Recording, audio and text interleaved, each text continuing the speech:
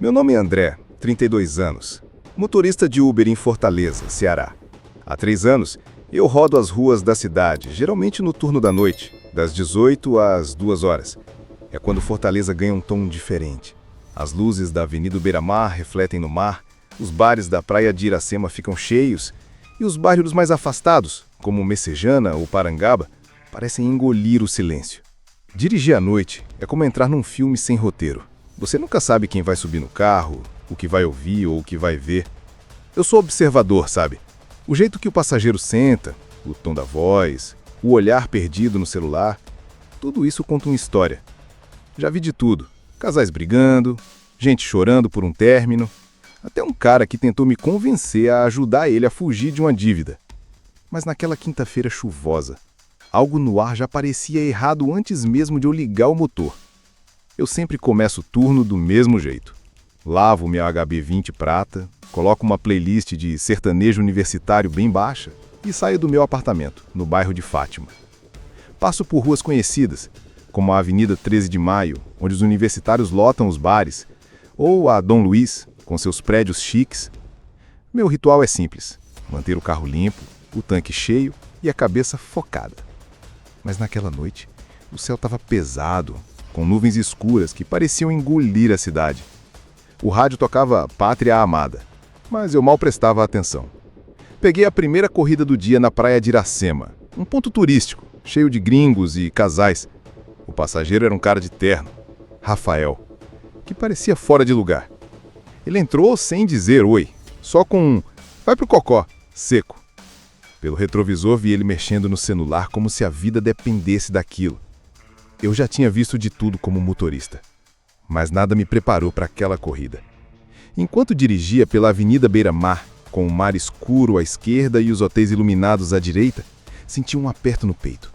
Não era só o tempo fechado ou a chuva fina batendo no para-brisa, era o Rafael.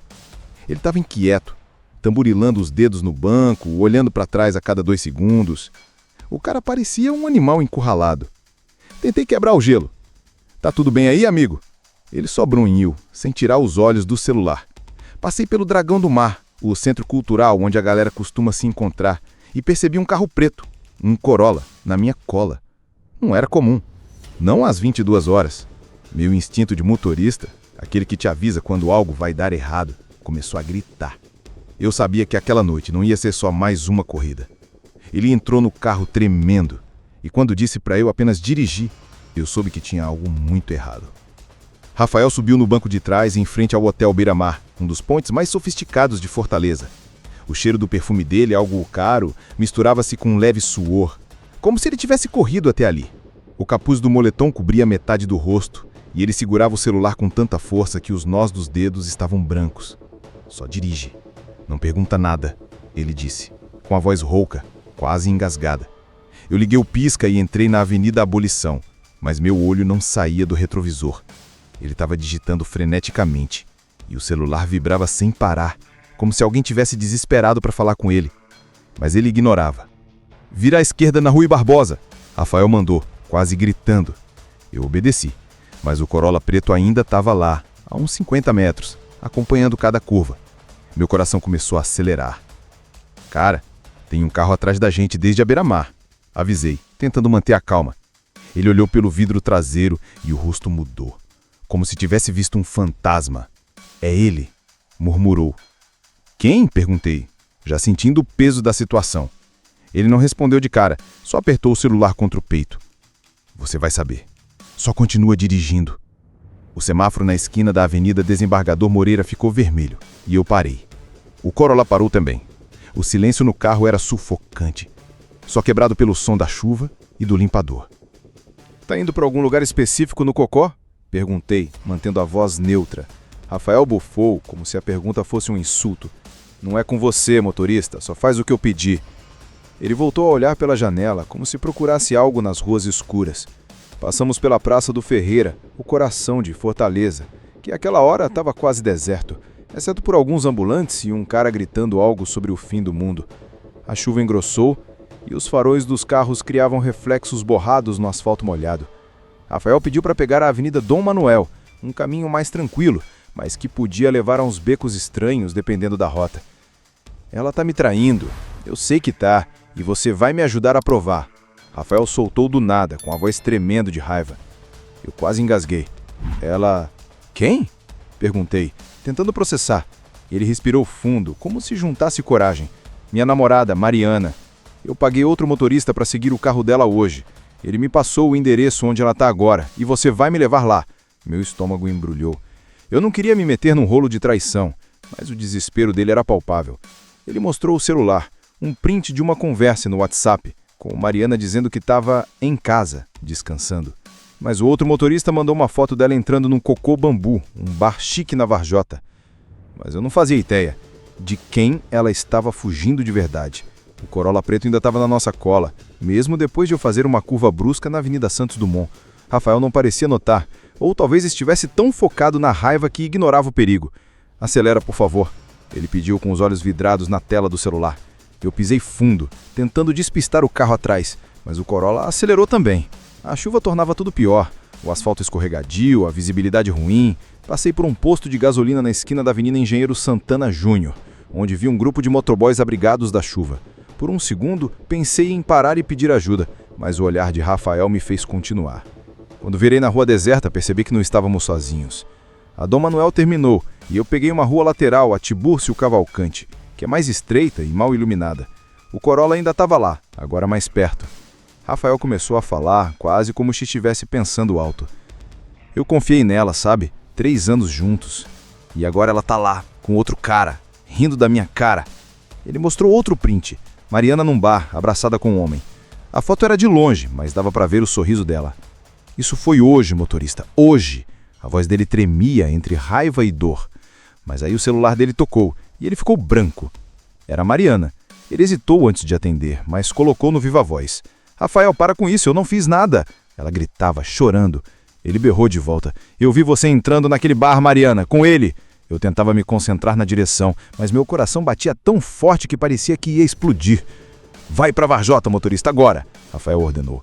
Eu sabia que o Cocô Bambu ficava na rua Canuto de Aguiar, um ponto badalado, cheio de gente.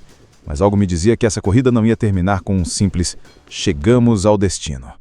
A chuva caía mais forte agora, e os limpadores do para-brisa mal davam conta. Passei pela Avenida Padre Antônio Tomás, onde os faróis dos carros criavam um borrão de luzes. Rafael estava em silêncio, mas o celular dele não parava de vibrar. Ele ignorava as mensagens, mas eu vi o nome Mariana piscando na tela. Ela tá mentindo, motorista, eu sei que tá. Tentei me controlar. Olha, cara, às vezes é só um mal-entendido. Por que não conversa com ela? Ele riu, um riso amargo. Você não entende. Não é só ela. Tem mais coisa nisso. Chegamos na Varjota e o Cocô Bambu estava lotado, mesmo com a chuva. As luzes do bar iluminavam a rua e dava para ver as pessoas rindo e brindando lá dentro. Rafael apontou para uma mesa nos fundos, visível pela janela. É ela, ele disse, com a voz quase sumindo. Lá estava Mariana, com um vestido azul, rindo com um cara que eu nunca tinha visto. Ele tinha cabelo curto, uma tatuagem no pescoço e um jeito confiante. Rafael abriu a porta do carro, mas antes que saísse, o Corolla preto parou ao nosso lado. Meu estômago gelou. Um homem alto, com a mesma tatuagem no pescoço que eu vi na foto, desceu do Corolla. Ele não disse nada, só ficou olhando para o Rafael com um sorriso frio. O som do grito dela ainda ecoa na minha cabeça. Pensei no que viria. Rafael saiu do carro e eu vi ele puxar algo do bolso. Um canivete. Você tá seguindo minha mulher, seu desgraçado? Ele gritou, avançando. O cara tatuado não recuou, só levantou as mãos, como se estivesse se divertindo. Calma, cara. Não é o que você tá pensando. Ele disse com um tom debochado. Mariana saiu correndo do bar, com os olhos inchados de tanto chorar. Para, Rafael, ele é meu primo. Ela segurava o celular, mostrando fotos de família. O cara tatuado riu alto. Primo? Conta outra, Mari. A tensão era tão densa que parecia que o ar ia explodir. Eu saí do carro tentando manter a calma. Gente, vamos respirar fundo, não precisa disso, falei. Mas ninguém me ouviu. Rafael estava com o canivete na mão, tremendo, e o cara tatuado parecia pronto para revidar. A chuva molhava todo mundo e o barulho da rua parecia distante. Na tela do celular estava a foto dele com ela na minha cama. Rafael mostrou o print pro cara tatuado, que ficou em silêncio por um segundo. Mariana gritou: "Isso é montagem, Rafael, eu juro!" Mas a voz dela tremia e os olhos dela não encontravam os dele. O cara tatuado deu um passo à frente e eu achei que ele ia partir para cima. "Você acredita mesmo nisso, cara?" Ele disse, apontando para o Rafael. "Ela tá te fazendo de palhaço." Eu senti o chão sumir. Aquela corrida tinha virado um pesadelo. Tentei puxar Rafael para o carro. "Vamos embora, cara. Isso não vai acabar bem." Mas ele estava fora de si, gritando com Mariana. 3 anos, Mari. 3 anos jogados fora. Ela chorava, tentando se explicar, mas as palavras saíam emboladas. O cara tatuado riu de novo e isso foi a gota d'água. Rafael avançou e o cara desviou, dando um soco que pegou de raspão. Eu me meti no meio, gritando: "Para, pelo amor de Deus!" Mas o barulho da chuva e dos gritos abafava tudo. As pessoas no bar começaram a olhar pela janela, algumas filmando. Naquela foi a primeira vez que eu pensei em largar o volante e correr. Eu nunca tinha sentido tanto medo numa corrida. Rafael estava descontrolado. Mariana chorava e o cara tatuado parecia gostar da confusão. De repente, ouvi sirenes ao longe.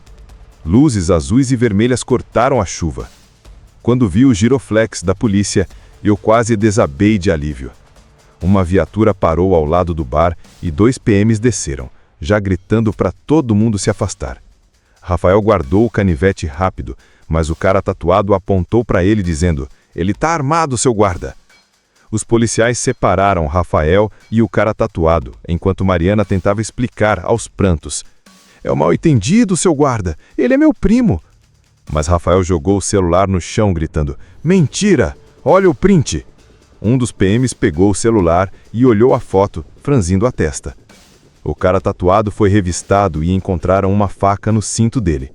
"Isso aqui não é permitido, meu amigo", disse o policial algemando ele. Mariana caiu no choro, abraçando o próprio corpo. Eu só queria que aquilo acabasse. Enquanto os policiais levavam o cara tatuado para a viatura, Rafael se virou para Mariana. "Você acabou comigo", ele disse, com a voz tão baixa que mal ouvi. Ela tentou tocar o braço dele, mas ele recuou. "Não encosta em mim." A chuva molhava o rosto dele, mas dava para ver que ele estava segurando o choro. Mariana olhou para mim com os olhos cheios de lágrimas. "Obrigada por não ter me abandonado", ela disse antes de entrar na viatura para dar explicações. Eu fiquei ali, parado, com o carro ligado, tentando entender como cheguei naquele ponto. Voltei para o carro com as mãos ainda tremendo. O rádio tocava uma música qualquer, mas minha cabeça estava em outro lugar. Olhei pelo retrovisor, esperando ver Rafael ou Mariana, mas a rua estava vazia. O coco bambu voltou ao normal, com risadas e copos tilintando, como se nada tivesse acontecido. Mas eu sabia que aquela noite ia ficar comigo para sempre. Tem corrida que termina no destino e tem corrida que nunca mais sai da sua cabeça. Antes de sair da Varjota, eu vi Rafael caminhando pela calçada, com a cabeça baixa, a chuva caindo sobre ele. Ele parecia perdido, como se tivesse esquecido quem era. Tive vontade de oferecer uma carona, mas algo me disse que ele precisava daquele momento sozinho. Voltei para a rota, mas minha cabeça não parava. A imagem do print no celular dele, Mariana com o cara tatuado, ainda queimava na minha mente. O cheiro de gasolina e o breu daquele beco me fizeram achar que eu ia morrer ali, pensei, lembrando da tensão na rua deserta. Dirigi até a Avenida Bezerra de Menezes, tentando me concentrar no próximo passageiro, mas minha cabeça voltava para Mariana. Ela jurou que era um mal-entendido, mas o jeito que ela evitava o olhar do Rafael dizia outra coisa. Eu já vi muita gente mentir na vida, e aquele olhar era de quem escondia algo. O rádio do carro anunciou uma notícia sobre uma briga num bar na Varjota, e meu coração parou por um segundo. Era sobre eles? Desliguei o rádio. Não queria saber. Naquela noite, não peguei mais corridas. Estacionei o carro na Praça Portugal, um ponto tranquilo onde costumo respirar entre uma corrida e outra. Sentei no banco do motorista, olhando para os faróis dos carros passando. Confiança é como freio em ladeira. Se falha uma vez, o estrago é irreversível. Eu não conseguia parar de pensar no Rafael, na raiva dele, na dor dele. E na Mariana, com aquele olhar que misturava culpa e medo. Aquela corrida tinha virado um filme na minha cabeça, e eu não conseguia apertar o pause. No dia seguinte, vi uma mensagem no grupo de motoristas de Uber no WhatsApp. Alguém mencionou uma confusão na Varjota, com polícia e tudo. Um cara quase esfaqueou o outro por causa de uma mulher, dizia a mensagem. Era a história do Rafael. Fiquei pensando se ele tinha descoberto mais alguma coisa, se tinha ido atrás dela de novo, ou se simplesmente desistiu. A pior parte não foi a traição, foi saber que ela não sentia culpa nenhuma. Passei semanas revisitando aquela noite na minha cabeça. Cada detalhe, o som da chuva, o grito da Mariana, o olhar frio do cara tatuado. Eu comecei a reparar mais nos passageiros depois disso. Todo mundo que entrava no carro parecia carregar um segredo. Uma mulher chorando no banco de trás, um cara olhando pela janela como se fugisse de algo. Aquela foi a primeira vez que eu pensei em largar o volante e correr. Mas eu não larguei. Continuei dirigindo, porque é o que eu faço. Uma noite, umas 2 semanas depois, peguei uma corrida na mesma região, perto da Varjota. O passageiro era um cara jovem, que parecia nervoso. Ele entrou e disse: "Conhece o Coco Bambu? Tô indo pra lá." Meu estômago embrulhou. Não contei nada sobre a noite com Rafael, mas senti um déjà vu. Enquanto dirigia, ele começou a falar sobre a namorada, que estava agindo estranho. Eu só ouvia com um nó na garganta. Será que era coincidência? Ou Fortaleza era pequena demais para esse tipo de drama? Cheguei no Coco Bambu e o cara desceu sem dizer muito. Fiquei olhando ele entrar no bar com o mesmo olhar que Rafael tinha. O som do grito dela ainda ecoa na minha cabeça. Eu sabia que não ia me meter em outra confusão, mas algo me dizia que essas histórias de traição e ciúme eram mais comuns do que eu imaginava. Todo motorista de Uber tem uma história assim guardada no fundo da mente, esperando para ser contada. Voltei para casa naquela noite, mas não dormi direito. Sonhei com a Mariana, com o Rafael, com o cara tatuado. No sonho, eu estava dirigindo, mas o carro não saía do lugar. Era como se a cidade inteira tivesse me prendendo naquela corrida. Acordei suado, com o coração acelerado. Tem corrida que termina no destino, e tem corrida que nunca mais sai da sua cabeça. Aquela foi uma delas. Conversei com um amigo motorista, o João, que roda em Fortaleza há mais tempo que eu. Ele disse que já passou por situações parecidas. André, todo mundo tem um segredo, e a gente, que está no volante, acaba vendo o que ninguém mais vê. Ele contou de uma corrida em que levou uma mulher que confessou estar fugindo do marido violento. "Você não escolhe as histórias, elas te escolhem", ele disse. E ele estava certo. Dizem que ela voltou para o Rafael, mas eu sei que ela mentiu até o fim. Ouvi isso de um outro motorista, que conhecia alguém que conhecia a Mariana. Não sei se é verdade, mas prefiro acreditar que Rafael seguiu em frente. Às vezes penso nele, andando pela chuva, tentando juntar os pedaços do que sobrou. E penso na Mariana, com aquele olhar que dizia mais do que as palavras. Aquela noite na Varjota mudou o jeito que eu vejo as pessoas. Todo mundo tem uma história, e nem todas têm final feliz. Depois daquela noite, voltei ao trabalho, mas com um peso diferente. Cada passageiro que entrava no carro parecia carregar um pedaço daquela história. Eu comecei a reparar mais nos detalhes, um anel que não estava no dedo, um olhar perdido, uma ligação não atendida. Ela sumiu naquela noite, nunca mais entrou em contato. Não sei o que aconteceu com Mariana, mas às vezes me pego checando o app como se ela pudesse chamar outra corrida. O cara tatuado, segundo o grupo de motoristas, passou uns dias detido por causa da faca, mas ninguém sabe se ele era mesmo um amante, ou só um cara no lugar errado, na hora errada. Rafael, pelo que soube, parou de aparecer nos points que costumava frequentar, como o bar na praia de Iracema. Talvez tenha mudado de cidade, talvez tenha perdoado a Mariana, ou talvez esteja por aí carregando aquela dor. Confiança é como freio em ladeira. Se falha uma vez, o estrago é irreversível. Eu continuo dirigindo, mas agora com um pouco mais de cautela. Não é só o trânsito ou os assaltos que me preocupam. É o peso das histórias que os passageiros trazem. Cada corrida é uma janela para a vida de alguém. E nem sempre é uma vista bonita. Aquela noite na Varjota me ensinou que, às vezes, o maior perigo não é a rua, mas o que as pessoas carregam dentro delas. E eu, como motorista, sou só o cara que está no volante, tentando não me perder no meio da história deles. A pior parte não foi a traição, foi saber que ela não sentia culpa nenhuma. Aquela frase ficou na minha cabeça. Mariana chorava sim, mas não era um choro de arrependimento. Era medo de ser pega. Eu via isso nos olhos dela, no jeito que ela desviava o olhar. Passei semanas vendo o rosto dela no retrovisor, mesmo com o banco de trás vazio. Era como se ela tivesse deixado um pedaço daquela noite comigo, um peso que eu não pedi para carregar. Dirigir à noite mudou para mim depois disso. As ruas de Fortaleza, que antes eram só um caminho para o próximo passageiro, agora parecem cheias de segredos. A Avenida Beira-Mar, o Dragão do Mar, a Varjota. Cada lugar tem uma história que eu não conheço, mas que sinto no ar. Comecei a me perguntar, quantas outras Marianas e Rafaéis estão por aí vivendo suas guerras particulares no banco de trás do meu carro? Tem corrida que termina no destino, e tem corrida que nunca mais sai da sua cabeça. E a segunda coisa que eu fiz foi me livrar da voz das raparigas. O que é a voz das raparigas? É uma voz que ou transforma a sua voz em delas, ou então vira um monte de bexiga lá, vamos ver como é que fica a sua voz contando essa história pra galera. E a segunda coisa que eu fiz foi me livrar da voz das raparigas, porque elas mudam totalmente a sua voz. Não se preocupem que o som fica travando. Às vezes, penso em largar o Uber. Não por medo, mas porque essas histórias pesam. Cada passageiro traz um pedaço do mundo deles, e eu acabo levando isso para casa. Mas aí lembro do que o João me disse. Você não escolhe as histórias, elas te escolhem. E eu continuo, porque no fundo gosto de estar no meio disso. Gosto de ouvir, de ver, de tentar entender, mesmo que às vezes o que eu veja me assuste.